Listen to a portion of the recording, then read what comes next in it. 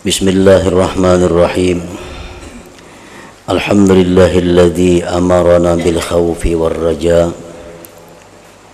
wa husni dhanni billahi subhanahu wa ta'ala. Ashhadu an la ilaha illallah wahdahu la syarika lahu jalla wa ala. Wa ashhadu anna sayyidana Muhammadan abduhu wa rasuluhul masyhuru fil ardi was sama.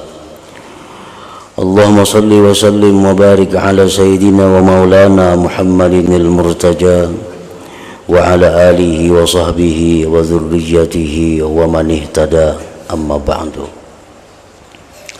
Yang kita hormati dan kita cintai para habaib dan para alim ulama, para muhibbin, hadirin hadirat rahimakumullah. Alhamdulillah, puji dan syukur kita haturkan kehadirat Allah yang telah memberikan kepada kita taufik hidayah serta inayah, sehingga dengan itu kita bisa berkumpul bersama-sama di majelis yang penuh berkah dan rahmat ini.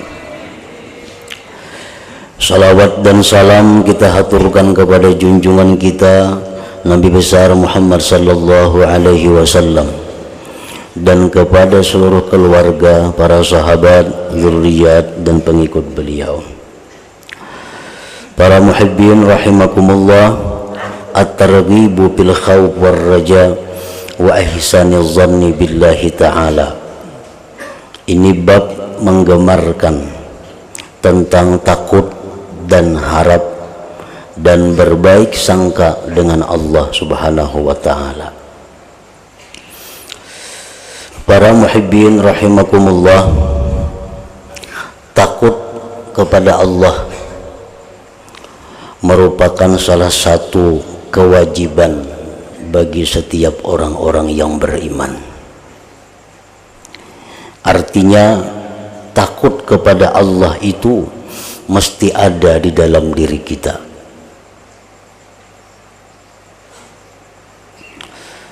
Dan takut kepada Allah itu perlu ditambah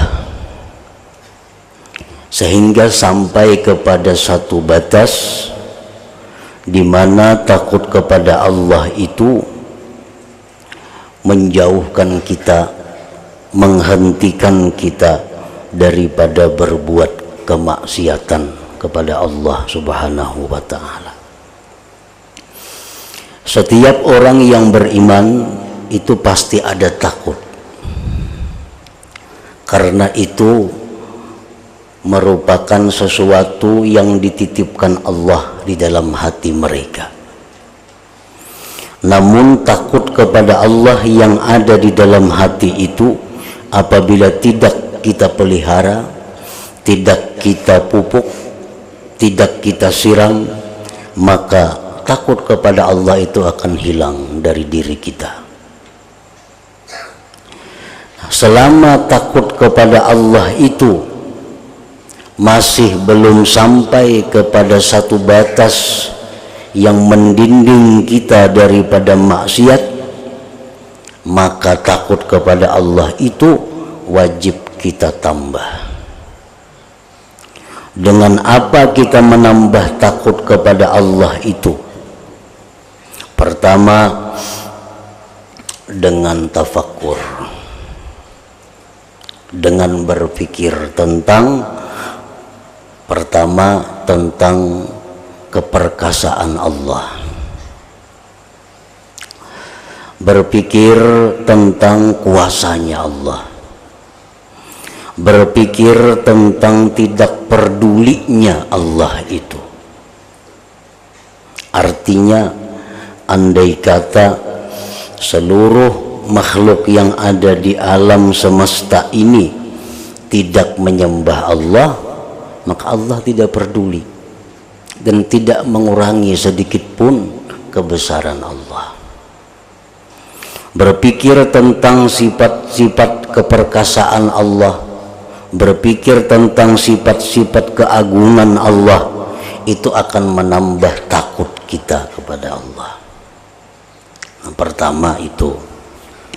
Yang kedua, yang menambah takut kepada Allah itu adalah hudhur majlisil ilm, menghadiri majlis ilmu yang di situ dibicarakan, yang di situ dibahas tentang Allah Subhanahu wa taala. Hadir di majlis ilmu yang membicarakan tentang Allah itu akan menambah takut kita kepadanya. Yang ketiga, cara menambah takut kepada Allah itu adalah mukhalatatul khaifin, bergaul dengan orang-orang yang takut kepada Allah. Nah, apabila tiga perkara itu kita laksanakan, maka takut yang ada di dalam diri kita ini akan naik, akan bertambah, sehingga sampai kepada satu batas di mana mencegah kita daripada berbuat yang dilarang oleh Allah Subhanahu wa taala. Para muhibbin rahimakumullah, ada berbagai macam jenis takut itu. Ada khaufullahi ta'ala, ini yang paling tinggi. Dia takut kepada Allah karena Allah itu mempunyai sifat-sifat keagungan, lalu dia takut kepada Allah. Ada pula takut kepada Allah itu takut kepada siksanya.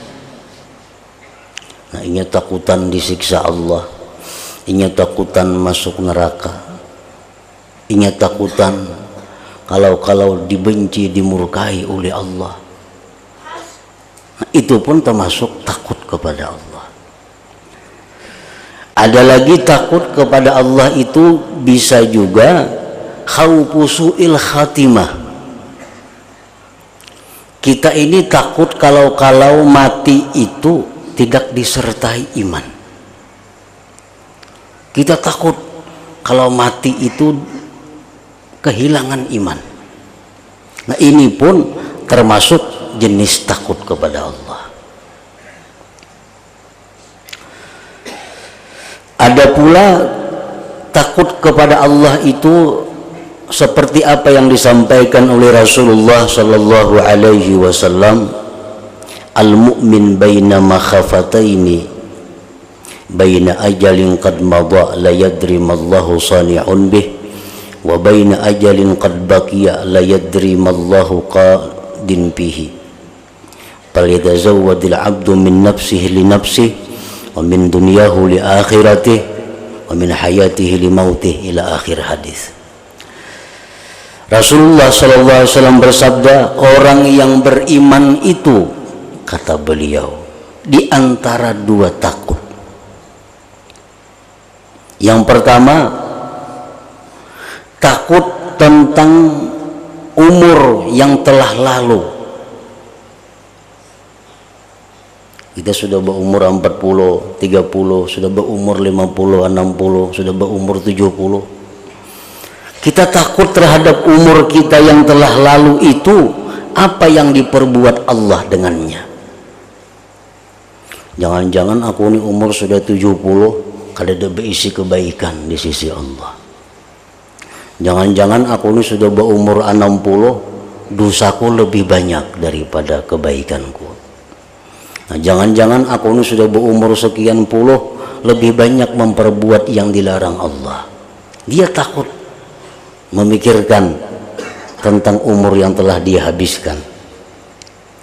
Nah, yang kedua, dia takut terhadap ajal yang masih tersisa, apa yang Allah putuskan padanya. Aku takut menghadapi besok. Apakah besok ini Allah menetapkan aku ini orang yang baik? Aku takut bagaimana nanti di bulan berikutnya, apakah Allah menetapkanku menjadi orang yang jahat? Nah, jadi orang beriman itu antara dua takut itu. Takut bagaimana umur yang sudah lalu dan bagaimana umur yang tersisa. Nah, ini pun termasuk takut kepada Allah juga ngarannya. Para muhibbin rahimakumullah, termasuk jenis takut juga apa yang dikatakan oleh para ulama, man amilal hasanah yahtaju ila khawfi arba'ati asya. Barang siapa yang beramal kebaikan,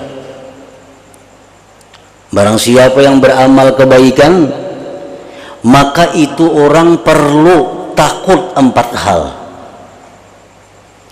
Orang yang beramal taat itu perlu dia takut 4 perkara.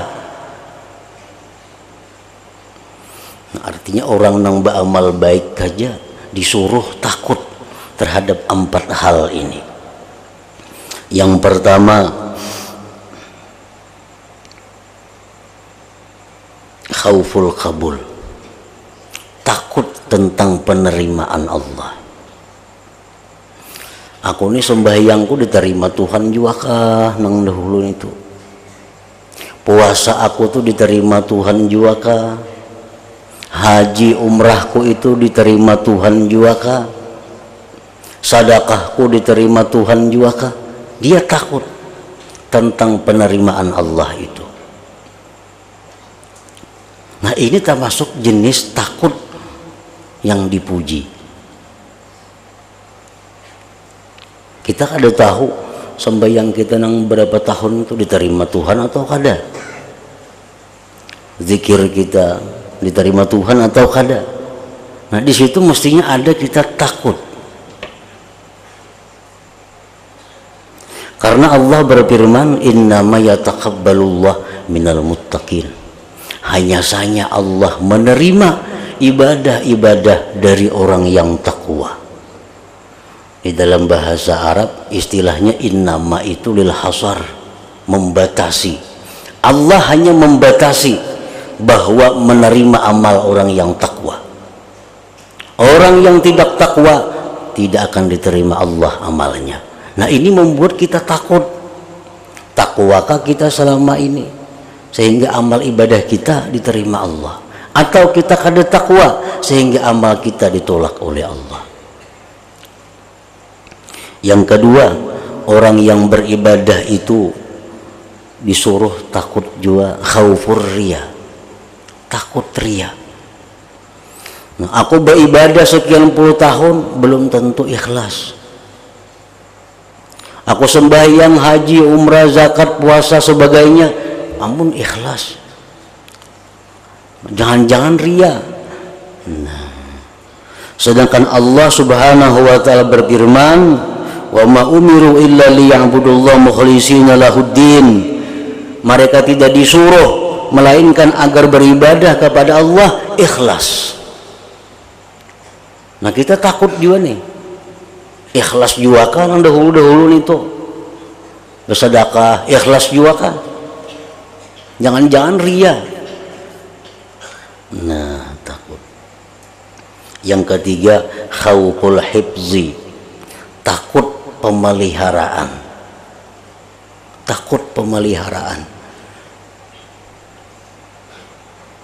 Kenapa pemeliharaan? Maksudnya adalah kita takut amal kita yang sudah diterima Allah itu jangan-jangan sebelum kita mati bisa gugur. Nah, jangan-jangan amal yang kita perbuat selama ini yang sudah bagus tersimpan, jangan-jangan terhapus oleh karena perbuatan-perbuatan kita. Sedangkan Allah berfirman, wa man jaa bil hasanah, barang siapa datang pada hari kiamat membawa kebaikan. Jadi kebaikan yang kita perbuat selama ini mesti kita bawa pada hari kiamat. Nah, yang kita khawatirkan ini belum kita mati, amal yang sudah baik yang diterima Allah ini gugur dengan sebab perbuatan-perbuatan kita. Nah, itu perlu ditakutkan, perlu ditakuti. Sudah sembahyang sekian puluh tahun, sudah bersedekah sekian puluh juta, sudah haji umrah sekian kali, sudah diterima oleh Allah dengan baik. Nah, ini perlu kita takut. Jangan-jangan ini sebelum kita mati hilang. Nah, para muhibbin rahimakumullah, karena banyak perbuatan-perbuatan kita yang bila kita lakukan itu seberapapun banyak amal dahulu hilang. Antara lain riddah. Riddah itu artinya murtad.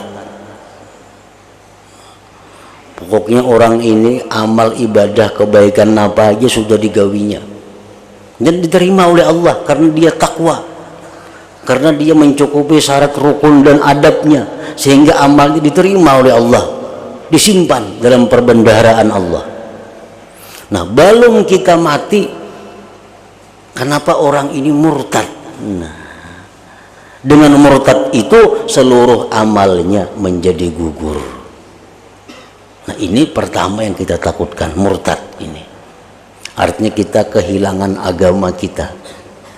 Tanpa kita sadari, tanpa kita ketahui, ternyata ada tingkah laku perbuatan kita yang menyebabkan kita murtad.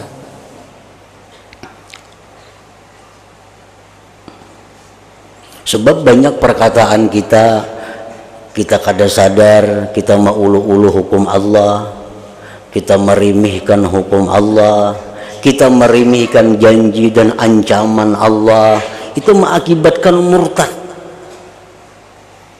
Janji Allah, ancaman Allah itu jangan diulu-ulu, jangan digayaakan, jangan disendaguraukan.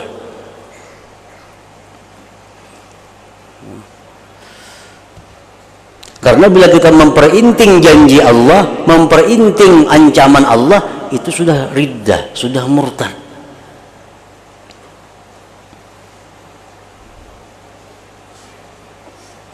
Para muhibbin rahimakumullah, ungkapan-ungkapan kita yang kita bergagayaan tanpa kita sadari, akhirnya kita jadi murtad. Contohnya, kalau kena malaikat taliwat zaman imbai di neraka ke surga, nah, ini istihza, mengulu-ulu. Bila berucap itu bersahadat sajalah kasih. Karena ini sudah dianggap meremehkan.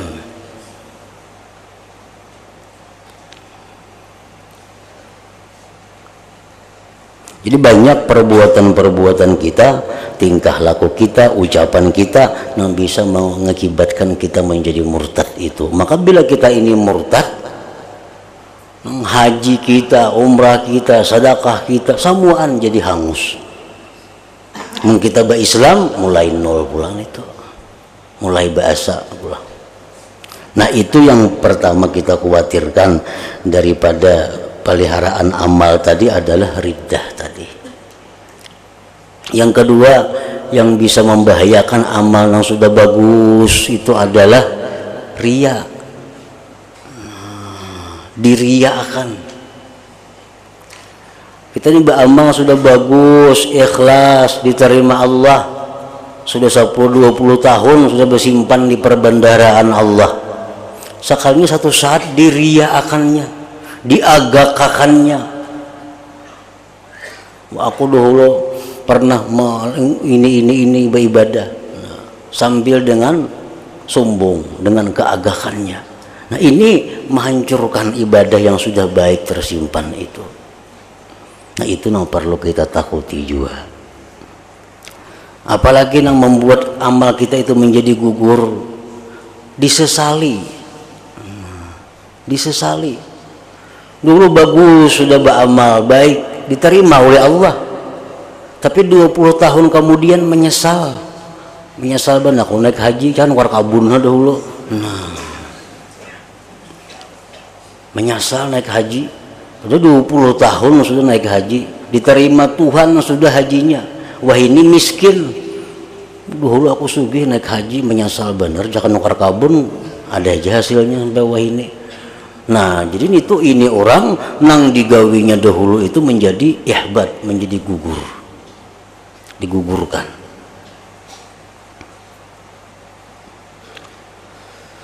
Termasuk lagi adalah merasa rugi. Kita ini merasa rugi. Ruginya aku dahulu Padahal yang dirugiakan itu ibadah. Nah, maka ibadah itu menjadi hilang. Nah, jadi takut kita tentang hifzul a'mal, dipeliharanya amal ini. Kita takutan kalau amal itu jangan kada ada lagi. Nah, takut jangan amal itu hanya ada tulisannya, barangnya kada ada lagi. Artinya belum sampai kita mati sudah hilang amalnya. Nah, apalagi yang dibawa ke sana kada ada lagi. Sedangkan Allah berfirman, man jaa bil hasanah, siapa datang kepada Allah membawa kebaikan, yang dibawa kada ada lagi. Nah, itu perlu juga ditakuti, termasuk jenis takut kepada Allah. Nah, yang keempat, orang yang beramal baik itu takut kalau di hari kainaknya, di hari besoknya kada kawa lagi mengamalkan itu. Artinya takut khauful khidlan. Nah, takut ketiadaan taufik. Hari ini kita bisa nuntut ilmu, kita syukuri. Hari ini kita bisa menuntut ilmu, kita merasa untung. Nah, di samping itu ada takut kalau kayaknya kada kawa lagi nuntut ilmu. Kalau kena kada dibukakan Allah lagi hati berbuat kebaikan. Nah, ada juga takut seperti itu. Nah, para muhibbin rahimakumullah. Jadi macam-macam jenis takut kepada Allah ini. Tapi intinya adalah takut kepada Allah itu menjauhkan kita dari perbuatan yang dilarang oleh Allah Subhanahu wa taala. Itu yang dimaksud. Yang kedua, dalam bab ini dijelaskan tentang warraja. Nah, raja artinya mengharap. Mengharap lain dengan mengangan-angan. Setiap orang yang beriman, di dalam dirinya wajib ada raja itu. Wajib ada raja itu. Artinya mengharapkan rahmat Allah. Nah, di mana batasnya mengharapkan rahmat Allah itu yang benar? Batasnya sampai kita memperbuat taat kepada Allah. Nah, bila kita ini mengharap rahmat Allah, dengan mengharap rahmat Allah lalu kita sembahyang, nah itu batasannya. Kalau kita mengharap tapi kadang juga lagi terlaksana, nah ini perlu ditambah harapannya itu supaya bisa melaksanakan. Karena gunanya mengharap ini adalah membuat rajin kita untuk ibadah kepada Allah, itu gunanya. Yang ketiga dalam bab ini adalah wa ihsanil dhanni billahi ta'ala, dan berbaik sangka dengan Allah ta'ala. Kita ini setiap detik menerima takdir Allah, menerima qada dan qadar dari Allah. Kadang-kadang kita sakit, kadang-kadang kita maksiat, kadang-kadang taat, kadang-kadang dapat nikmat. Nah, baik sangka dengan Allah itu apa maksudnya? Apapun yang diberikan Allah kepada kita, kita mengiktikadkan dalam hati bahwa itu sebenarnya adalah baik dari Allah. Tujuan Allah itu baik. Ya'tikaduka annahu ta'ala la yuridu bika illa khaira. I'tikad di dalam hati bahwa Allah itu tidak menghendaki dengan kita kecuali baik.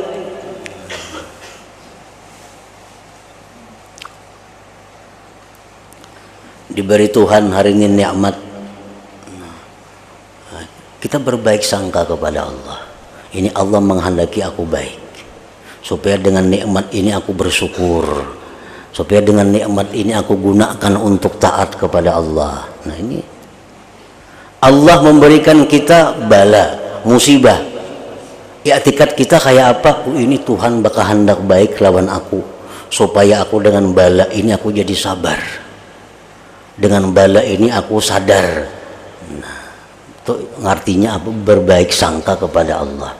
Jangan menyangka wah ini Allah sarik lawan aku nih, makanya dikirimi bala. Jangan itu sangka buruk kepada Allah, sangka buruk kepada Allah.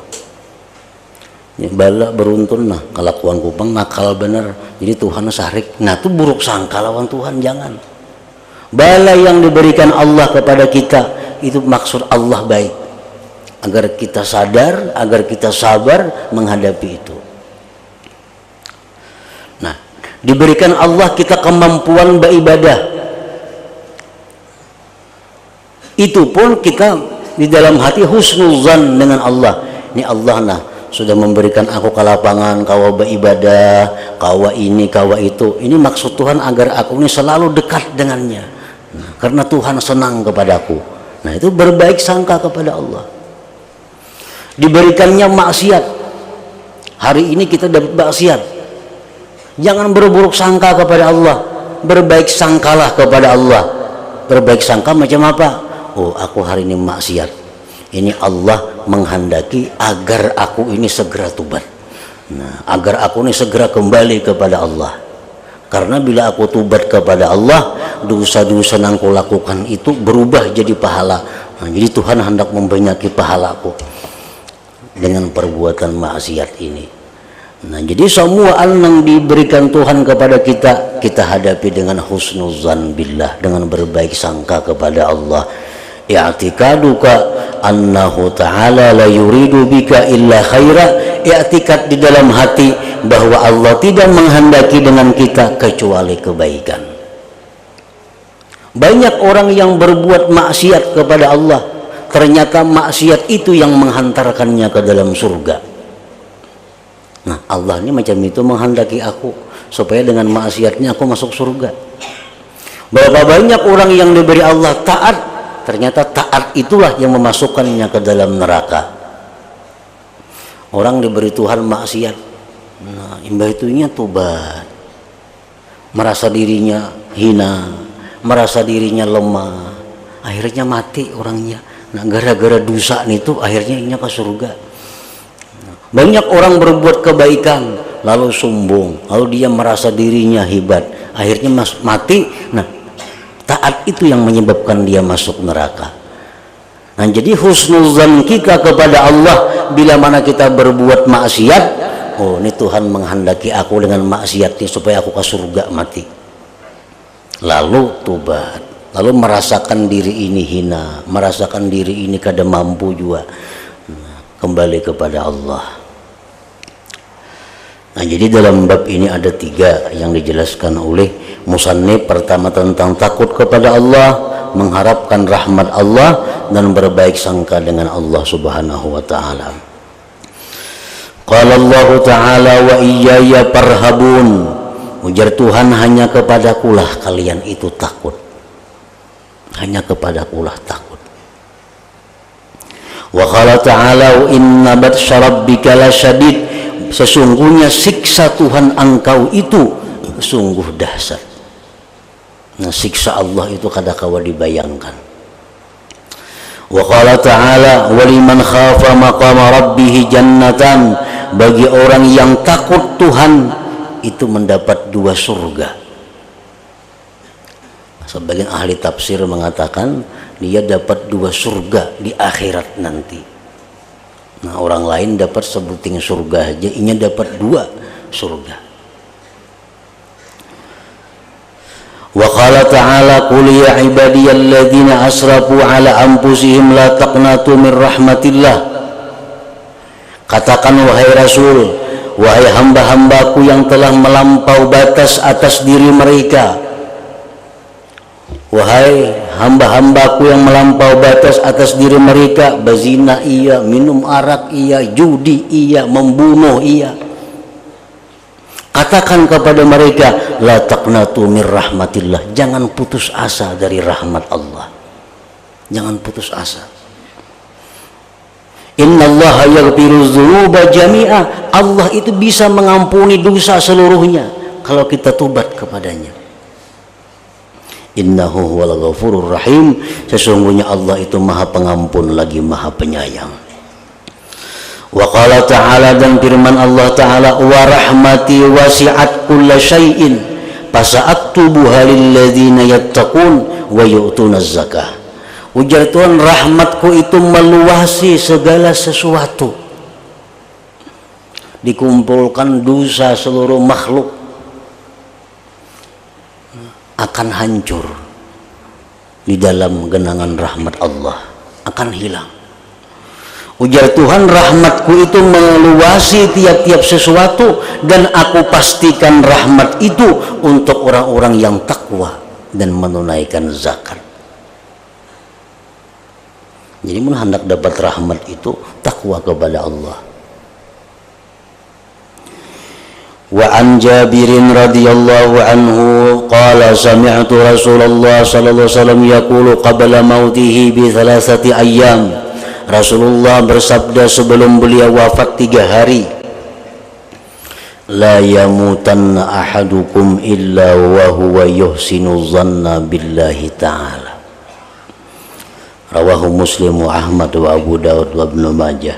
Ujar Nabi kita, janganlah mati kalian itu kecuali dalam keadaan berbaik sangka dengan Allah.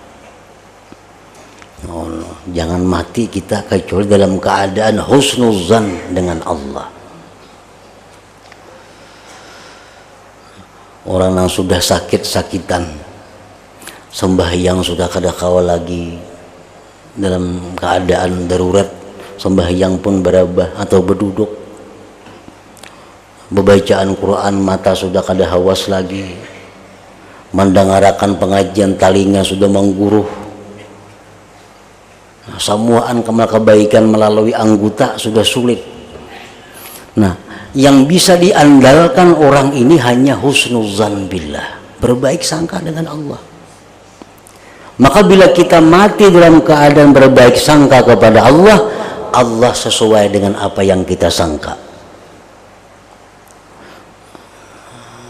Aku ini disayangi Allah, aku ini diampuni Allah dosa-dosaku, aku ini menyangka bahwa Allah itu sudah menghapuskan dosa-dosaku, Allah menerima amal kebaikanku, Allah mengampuni dosaku.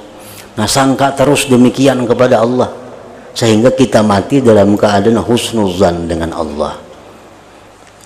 Aku ini alhamdulillah beriman dengan Allah, dengan Nabi, dengan Rasul. Aku masuk surga, aku dimasukkan Allah ke surga karena aku beriman lawan Nabi, lawan Rasul, lawan kitab-kitabnya, semua rukun iman. Aku beriman, jadi aku sudah berprasangka Allah akan memasukkan aku ke dalam surga.